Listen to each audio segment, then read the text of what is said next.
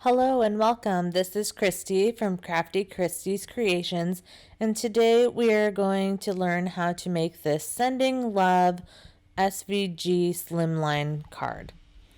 So I mimicked this card from a window pane. Back at the beginning of the pandemic, there was a wonderful hashtag going around called hashtag A World of Hearts. And everybody was putting hearts in certain designs in their windows. So this is kind of a shout out to that. So I've got my piece of acetate here that is going to make my clear window. And I'm using some score tape on the back of my front window pane to adhere that to the acetate. Liquid glue will not really stick to acetate because it is so shiny. And it's not porous, so you definitely need to use something like tape runner or score tape to adhere these together. And my score tape is a little bit wider than this cardigan, so I'm just curling over the edges to make it fit. And then I didn't quite get that on there perfectly straight, so I'm just trimming off the extra parts of the acetate. So next up, I'm adding some hearts to the window panes. The file also comes with X's and O's that you can use to mix and match to make this card super special. So using the grid line on my mat here, I am up my little hearts in the center to make sure that those are perfectly straight. And again, I'm using tape to get those. Next up, we are going to grab the base of the card, and the lines on the window pane should line up with the lines on the front card base. And I'm going to be using score tape again to make sure that acetate will adhere to the front of the card. So like I said before, because that acetate is not porous, liquid glue is not going to work for this. And I've got that acetate kind of sandwiched in between the different layers of the window pane, so you're not going to see all this tape, which is really nice.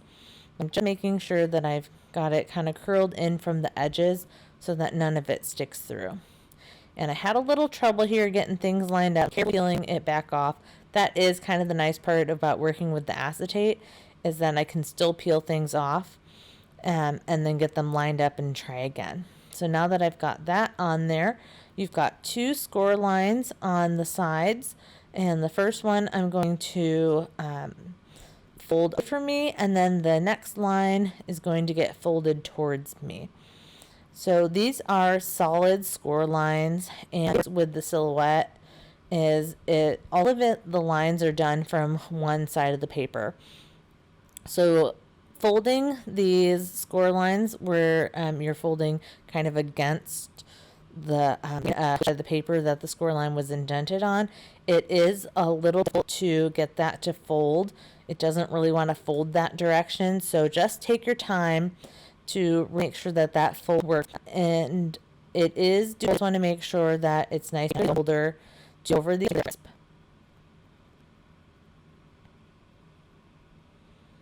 Alright, so here I am using that bone folder to make those lines nice and crisp.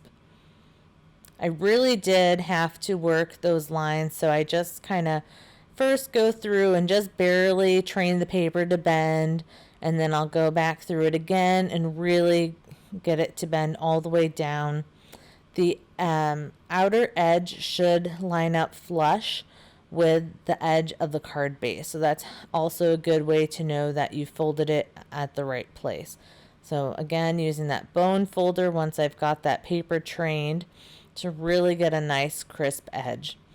And because I kind of went along with my fingers and did a little bit here and a little bit there, it did kind of warp the paper a little bit, kind of just stretching it out to get that nice fold. So that is something to consider, is trying to get that fold. That now I've got a little bit of warping in there, so that might affect a little bit when we go to add glue. But you can see we've got a little bit of a Z fold on those edge flaps. And then this is the back of the card. Again, you've got the two score lines on both sides. The one further away from you, you're going to fold away from you. And the score line that is closest to the edge of the paper, you are going to fold towards you. So again, that one that's furthest away, you fold away from you. And then that closer one will fold towards you. So again, I am just kind of training that paper a little bit just to get it to fold. Because like I said, it really doesn't want to fold this direction. It wants to fold the other direction a lot easier. So I'm just going to press that down. And once I've got that nice and trained, I will take my bone folder over that again to make that crease nice and crisp. So really pressing that a couple times to make it a nice crisp fold. And then I'm going to do the same thing on this side, training that edge over a little bit. I'd like to start in the middle to really get that edge going and then work my way out to the sides. And then once I feel like that's good, let's bring that bone folder in and really crease that edge. You can see I didn't quite train this one down as much, so I need to go back over it and make sure that the edges meet up. It should be nice and flush on the edge. Take that bone folder over that again to really strengthen those creases. So you can see I've got that Z fold going on those edges as well. And now what we're going to do is add a little bit of glue on that top flap, and we're going to adhere it to the same part of the Z fold on the front of the card. So this is going to give it a little bit of dimension, so it really looks like you're kind of peering into a window. So I really like the look of this, and it will still lay flat, but you will be able to kind of pull these little flaps to make it stand up. So here I am just adding a little line of liquid glue on the edge. Since this is cardstock to cardstock, the liquid glue will work just fine. So you can see I left all the pieces folded here when I went to glue it together, and I really struggled to get those pieces to adhere properly. So I would recommend unfolding those folds, laying your front and back pieces of card nice and flat, and then getting those sides to adhere. I think that would be a lot easier, because now going back through here and pressing those pieces together, those little side flaps did kind of warp a bit, with my hands using the pressure on there, and then the edges weren't quite perfectly aligned. So note to self, lay the card flat to get and do one side, make the sides nice and flush, and then go to the other side with it still flat and put those flaps together. Then refold the card, and those little pieces that are adhered together will now kind of push into the card, so they'll be flush with the card, and that's what makes it lay flat. So I'm going to put it under my mat to kind of flatten things out a bit and let it dry, and then we'll move on to doing the sending in love. So I thought about using my liquid glue on here, but because these are pretty thin, I thought now would be a really great time for me to try out my spray glue. So I'm bringing in a little protective scrap paper here, and I shook up my spray glue really well, and then gave it a little test here. This is the first time I've used it. So I'm just going to spray it just like you would spray paint, a nice even coat straight across.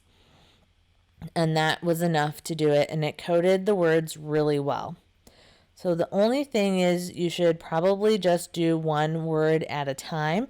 By the time I got to the word sending, it was not very tacky anymore, and I had to re-glue it.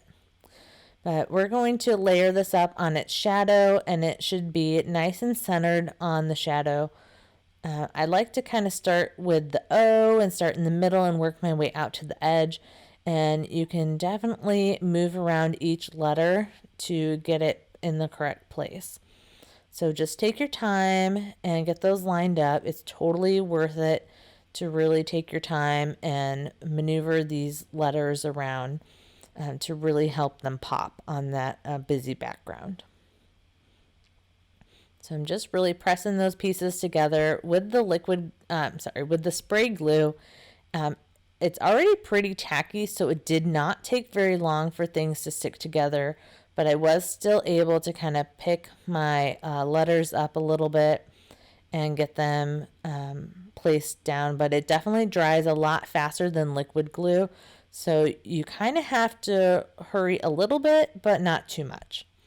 So I'm going to put that under my mat to let it dry and keep it nice and flat. It did try to warp a little bit from the heaviness of the glue. So like I said, here I have to spray that word again because it wasn't very tacky. And then I'm going to center that on the shadow as well. And then here I kind of start with using the S to line things up. And then I really concentrate on the D, which is like the center of the word. So here I am putting that S into place. Again, it should be nice and centered inside of the shadow. It's not always easy to get that first letter down and in the right place.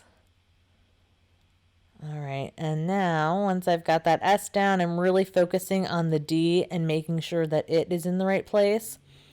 And then you can see the end of my word is really just kind of all over the place. So once I've got that D where I want it, I can easily go through and fix up where the rest of the letters need to go. And then I can just kind of pick up the ending of that word and really get it nice and centered on its shadow.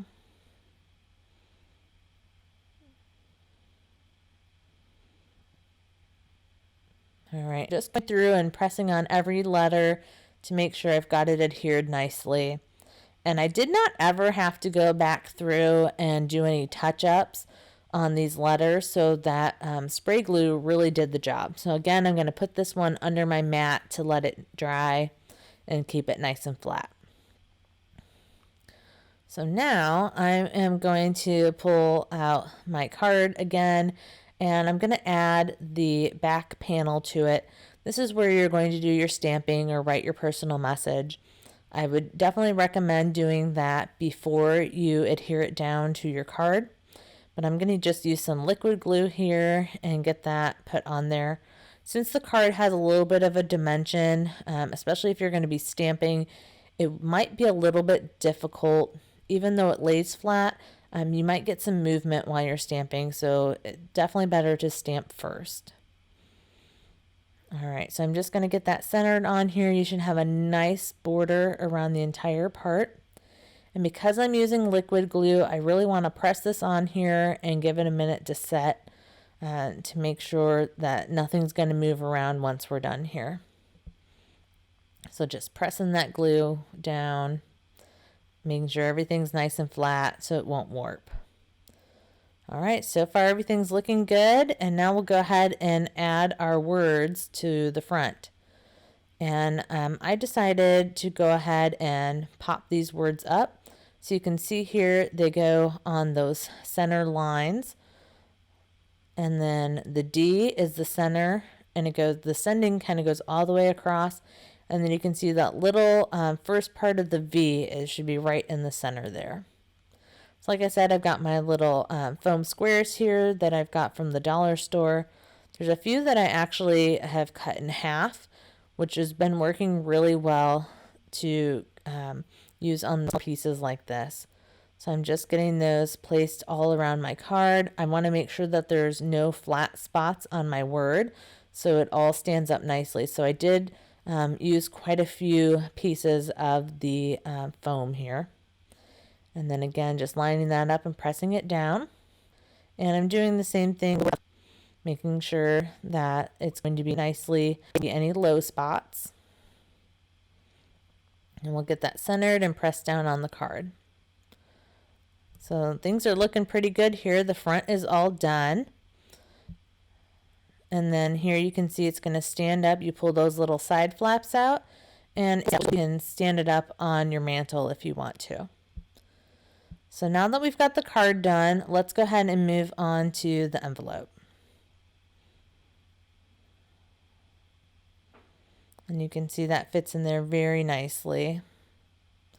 So this is just a normal business side envelope that is included with the file. And it closes very nicely. I went ahead and added that little heart to the bottom of it just for an added touch.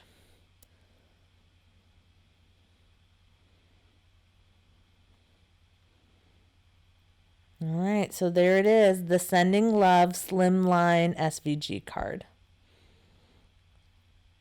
And this card can be found in my Etsy shop, and I will put a link in the description below in case you're interested in purchasing this file.